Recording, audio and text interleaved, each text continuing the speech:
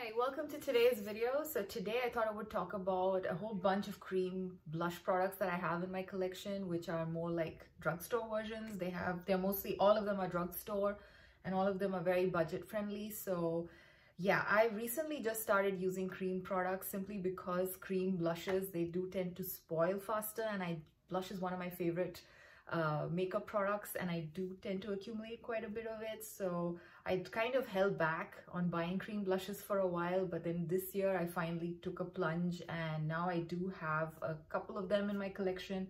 So today I'll be talking about the drugstore edition of my cream blush products. I initially thought I would do some sort of a ranking of all of these products that I have, but then, you know, I just realized that they all have different types of formulas. Some of them are really dark shades, some of them are very shimmery, matte, so it's probably not that fair to kind of rank them. So in no particular order, I'm going to be talking about 5 of my drugstore cream blush products. So first off, let's start with Colourpop. So yeah, maybe I will at least talk in terms of, like, you know, my most favorable to my least favorable one. Maybe not exactly ranking, but you know, that in that order. So on top of my list is this one from Colourpop. This is the Colourpop Super Shock Cheek in the shade No Vacancy, and this is their matte formula. They do have a shimmery formula as well. I haven't tried the shimmery versions of the Cheek Pop. In fact, this is the only Cheek Pop that I had. And if you watched a couple of videos back, I did talk about how I did my first Colourpop haul ever, where I tried a bunch of products from the brand. And one of the things that I really liked from Colourpop is this Super Shock Cheek. Sorry. It's really nice. It's a beautiful color. In fact, initially when I got it, I was a little bit nervous because of how bright it looks in the pan. It's like a super bright peach, and it looks quite scary, to be quite honest.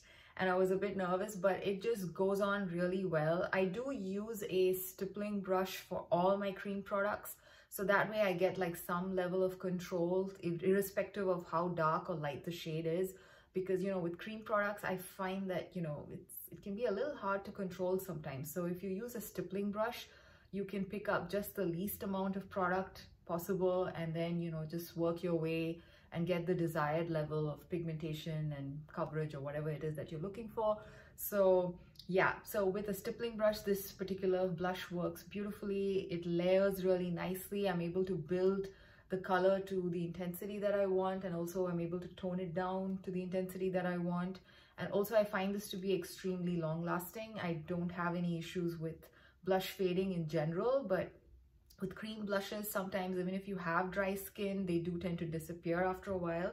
But with this one, I didn't notice anything like that. So overall, I absolutely love this formula, and I look forward to trying their shimmery version. They do have a shimmery range of Super Shock Cheek products as well. So yeah, so this is the blush No Vacancy from Colourpop. This is one of my favorites, and I was quite surprised that I actually fell in love with it, because it did, in the pan when you first open it, it looks like it's going to be very dry and difficult to work with, but that was not the case. So I was very pleasantly surprised with this particular formula. Now, my next favorite from the drugstore is this one from Milani. Now, I have heard a lot of people talking about these Milani cream blushes.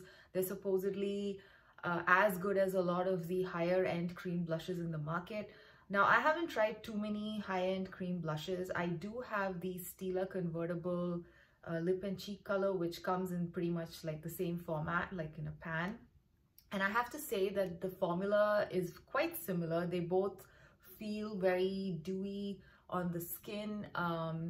Not really oily, but they do feel dewy, and they do dry down to a nice finish, and they look kind of like glossy in a way. I don't know how to explain it. They basically look like healthy, plump cheeks when you apply this particular formula on your cheeks. This one as well as the Stila one. I find that it's not shimmery, but it just generally looks like very nice, naturally flushed, healthy skin. So I really like the finish of this particular product. With the Colourpop one, you don't get that kind of a finish, probably because it's a matte formula. And this one, although it's a matte formula, it's a little bit more of a balmy texture versus this one. So I'm guessing it's that formula difference that gives you the difference in the finish on your cheeks. So yeah, overall this one also performs really well on my cheeks. I love it. I love the shade. Oh yeah, the shade that I have is I Cherish You, I think. It's, yeah, the I Cherish You 150 I Cherish You Cheek Kiss Cream Blush. And this particular one is made in Korea, and it's for a good 12 months. I mean, that's what it says here at the bottom of the packaging. The Stila one, on the other hand, is basically good only for 6 months. So I think if I have to choose between the two, I would definitely pick up more of the Milani cream blushes, simply because they last longer and they also are generally cheaper. So yeah, so that way I'm really enjoying this particular one. I actually really enjoyed this particular shade, although again, this also looks pretty dark in the pan. Pretty dark and bright in the pan. So again, I use the stippling brush, so I'm able to control the amount of color that I get on my cheeks. So yeah, pretty happy with this one too. Now the next cream blush that I have is from Pacifica. Now this is the Pacifica Fluffy Blushy, and I have this in the shade Pink Haze. Now Pink Haze is actually the darkest shade in the range. I believe they have like 4 or 5 different shades, and this one is, I think, a little bit more expensive than the Milani. Now the Colourpop one, I did pick it up during a sale, so I paid like $5 or something. So I'm not sure how much it is originally, maybe $10. And this one is around $10. This one is around $12. So it's a little bit more expensive than the other two. Now this one, I have seen a lot of mixed reviews. There are people who absolutely detest this one, and there are people who like this. Now I really enjoy this one because I like the shade. Now Pink Haze, yeah, it's called Pink Haze. I was wondering if it was Purple Haze or Pink Haze, because it does look very dark and purple inside. And in fact, it reminds me of beets. And this one, the formula is very interesting. It's like a very light, thin formula. It's not balmy like this one. It's a little bit more like it's water-based. It's more heavily water-based versus being a little bit more balm-like like this one. So yeah, the formula is pretty different, although it's in a pot. Now this one, again, with my stippling brush, I love using this because it kind of, you know, you can like apply the color in layers. Now it's a pretty, I would say, translucent color, so you don't get too much of color in one shot. Maybe that's why people don't like it so much. Maybe because if you pick up one of the lighter shades, it might require a lot of building up for the color to show. But if you do pick up this darker shade, I think this formula works a little bit better because, you know, first of all, you have a little bit more pigment and it applies very sheer in layers. And so you can build it up to the intensity that you want and the color that you want. And I really like it. I really enjoy it for a lot of reasons. I like the shade. I also like how lightweight it feels. Although you keep layering it, it looks really beautiful and it feels really lightweight.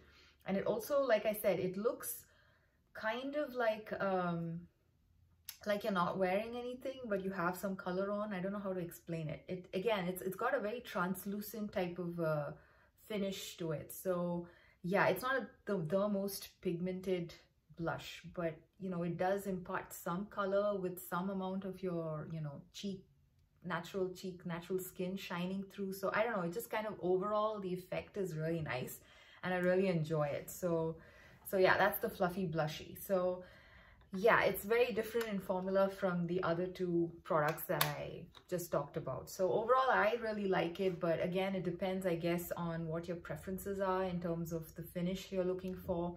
And in terms of longevity, I do find that this particular one does fade a little bit more than the other two blushes. I've probably worn this for like 8 hours and I do notice a little bit of fading at the end of 8 hours. So that's something to keep in mind. But yeah, I kind of really like it. But would I buy another shade of this Fluffy Blushy? Probably not. I think this is probably the best shade that they have at this point.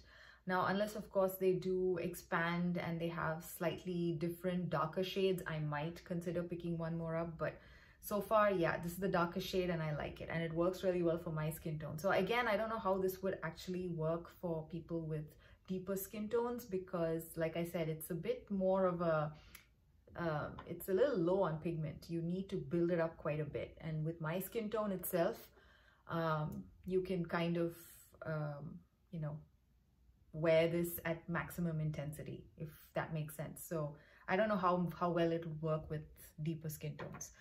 So yeah, so that was the fluffy blushy. So that's kind of middle of the road for me, but I still do enjoy this particular shade of the fluffy blushy. Now the last two products are both in stick format.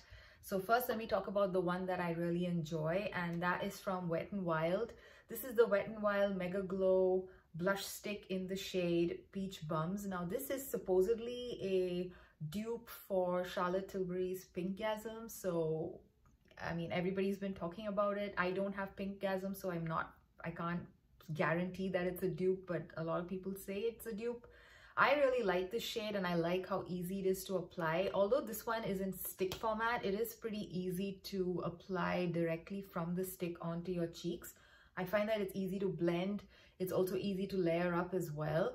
It does have quite a bit of shimmer. So if you try to layer up too much, you would land up with too much shimmer on your cheeks. And yeah, so if you have my skin tone and maybe lighter than my skin tone, this would work really well. But if you have deeper skin tones and you require a lot of layering up, you might be left with more glitter versus pigment. So that's something to keep in mind with this particular one. But I really enjoy this one, and I find the formula to be quite creamy despite being in stick format. And it's easy to blend compared to this one, which is the next one I wanted to talk about. This is the Ulta Beauty Too Cheeky, and I have this in the shade Charmed. And these are both actually pretty similar in terms of, you know, the general shade. Shade in the sense, like, this is a little bit more pink and this one is a little bit more peachy.